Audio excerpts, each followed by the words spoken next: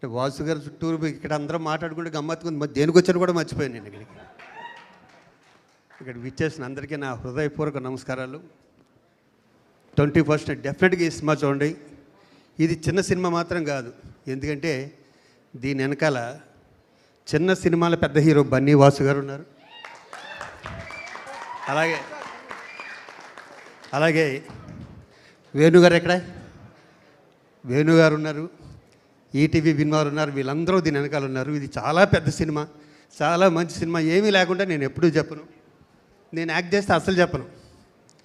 ఈ సినిమా ఎంత మంచి సినిమా అంటే ఈ రెండింగ్ చాలా పెద్ద హిట్ అయ్యే సినిమా.